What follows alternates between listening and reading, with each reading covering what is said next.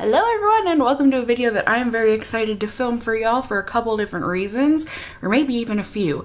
I think this is the first day in like a week and a half that I've had actually even semi-daylight coming in. I think the lighting is actually working for once.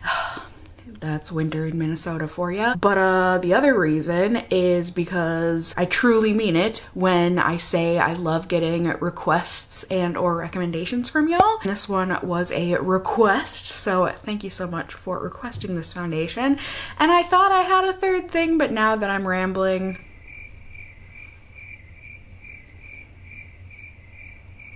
I don't know that I actually do.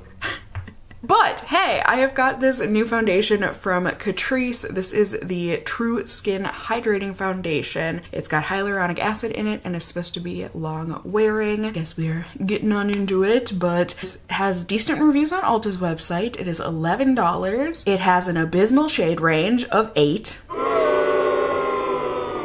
Catrice, do better. Poo-poo on the shade range. But here are all of the claims. It says that we're going to enhance our true skin. I'm looking to cover my true skin. But it's, as I said, a long-wearing vegan foundation that has a medium buildable coverage that gives the skin a natural, real skin finish. Along with the hyaluronic acid, it has watermelon seed oil for intense hydration in here. And it's gonna be ultra lightweight, melt into the skin. Oh, they say it's available in 20 shades.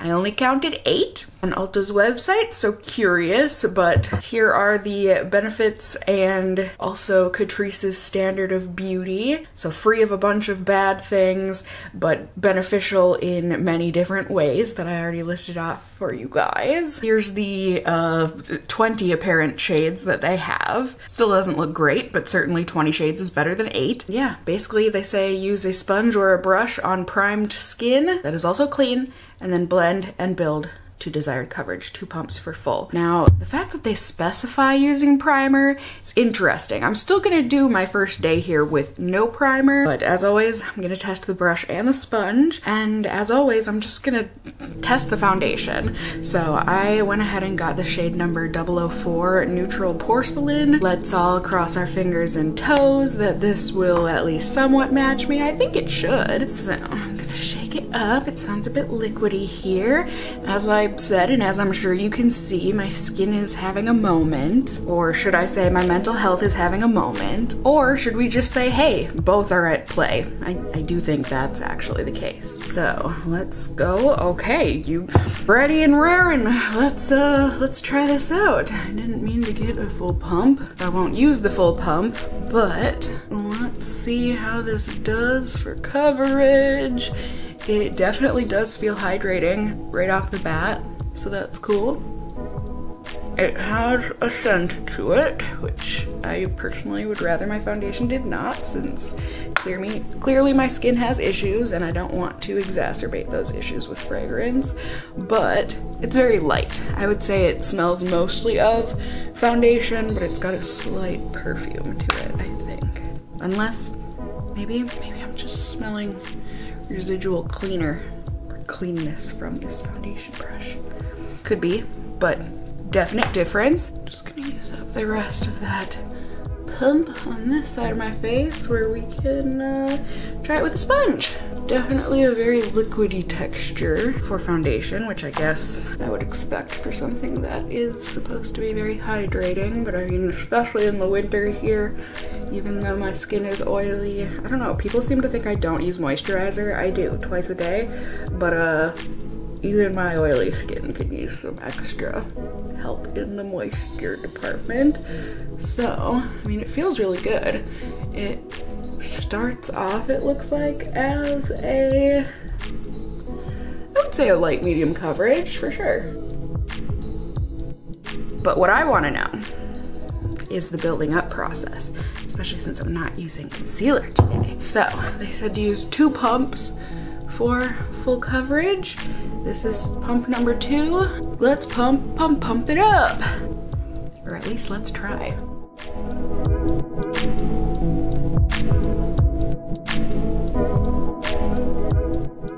All right, and there we have it. I would say that definitely got to almost full coverage. Blended really easily, built on top of itself very easily, feels very lightweight. I think the color match is good for me. I think it looks a little bit heavy, not necessarily cakey, but certainly heavy foundation looking, especially around my mouth where I tried to get the most double coverage because that's where most of my blemishes are right now. But overall, I'm very curious to see how this looks throughout the day. I'm doing my weekly or bi-weekly. Does that mean, I always forget it, bi-weekly, that means twice a week, but I mean every other week.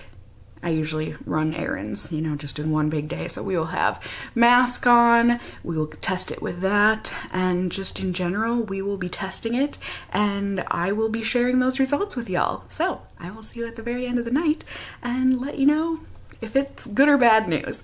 Ready? Ding! Hello everyone, good evening, end of the night here. I am so curious to see how this foundation looks on my face. I haven't seen the foundation on my face yet, but I have seen it on my mask.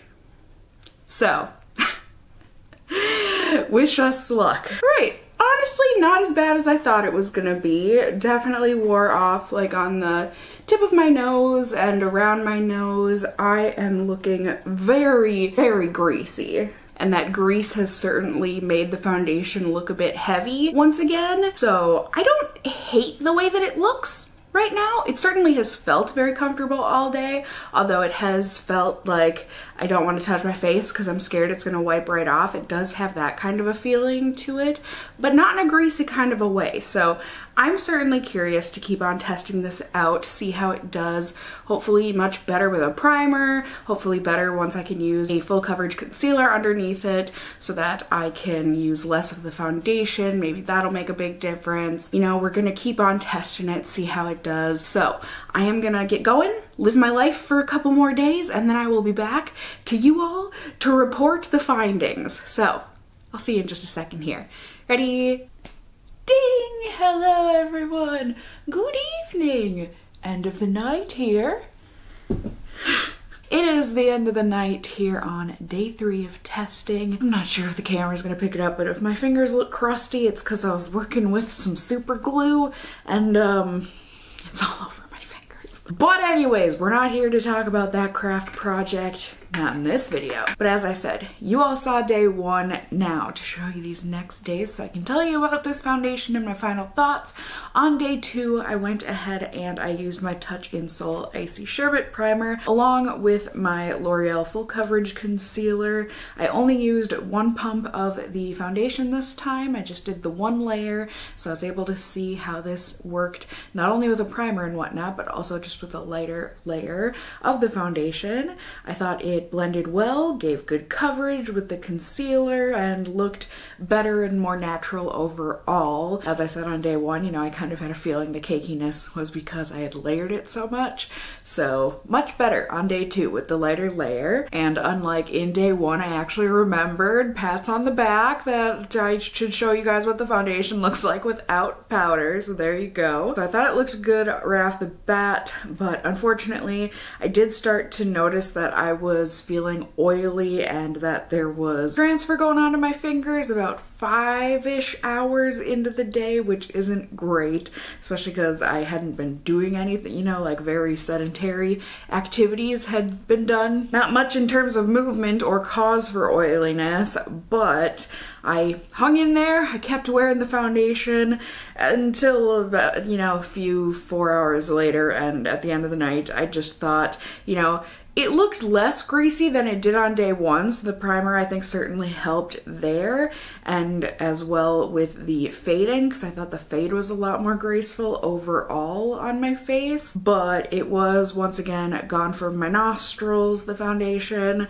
and it also wiped off a bit. Again, I thought it performed much better than day 1, but not great still. So day 3 today, as I usually do, went in with my Guerlain primer as well as my L'Oreal concealer once again, and once again also used a very light layer of the foundation. I did layer it, but I would say the first layer I used maybe half a pump of foundation, and then the second layer, if you want to call it that, was maybe 1/4 of a pump of foundation. So certainly less than a pump, but I thought it looked good and nice and natural on my skin, looked good over the concealer and on top of the primer and everything. And once again, it has felt really lightweight throughout the day here, but it just, you know, around that 5 or 6 hour mark, it starts to, once my oils come out to play, it starts to feel like it's gonna wipe right off. And I don't like having to feel cautious of my face, you know, when I'm wearing makeup. So at the end of the night here, I do think it looks good overall, but it is quite greasy looking. I would say this is the second best it has looked. I think it looked best with the Touch and Soul primer, but you know, with the Guerlain here, it's looking greasy, especially on my forehead. My nose, it looks like it has come off of the tip of my nose, and on my chin, it just doesn't look like it wore as well. So I got mixed results. I would honestly overall say this foundation is okay. It's not going to be something that I'm going to use moving forward, but I guess, you know, it has its pluses and minuses. Let's go over them. So for the pros, number 1 and 2 kind of tie in together, at least for me, is just that this does blend and apply very easily and is layerable, so you can get your own desired amount of coverage. It also does stay lightweight throughout the day, which is great. Even when it does get oily, greasy, whatever you want to call it, it still feels very lightweight on the skin, almost like you can't tell it's there. But if you have oily skin like me, eventually you'll be able to feel that it's there, but it does feel very lightweight overall. Unfortunately, that's about all the good I can say for it. The first con just being the shade range. You know, they say it comes in 20 shades. Ulta only has 8 of them listed. Usually if it comes in more shades, but they're just out of stock, you know, it'll have an X through it. But this one didn't even have those available. And even then, once you look at the 20 shades, it's not the greatest shade range, okay? It could be improved. This con may only be if you have oily skin, but I do think it gets very greasy looking by the end of the night. Even if you're not, like, if your activity level is very low, the grease is there, which I would prefer to not have. It also wipes right off. It's not the worst I've ever seen, but the transfer is definitely apparent, and I think because of that, the fade isn't super graceful. It's not the worst fade ever, but it's also not the best. So as I said, this is not a foundation that I will continue to use. Maybe it would work better if you have dry skin, but if you have combo oily skin like me, I don't know. It's not that I would say like don't go anywhere near it. I just personally wouldn't recommend it. So I hope this review was helpful and enjoyable for you all. If you were curious about this foundation, or if you had no idea it even existed, I hope this was informational for you.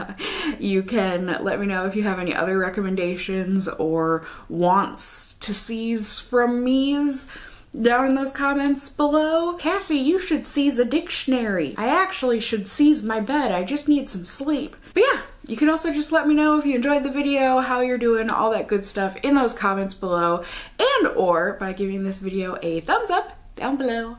I'd really appreciate it. And if you're new here, hey, hi, hello, how are you? You can go ahead and subscribe. You can tippity tap that notification bell down below and become a member of my casserole family here on my channel.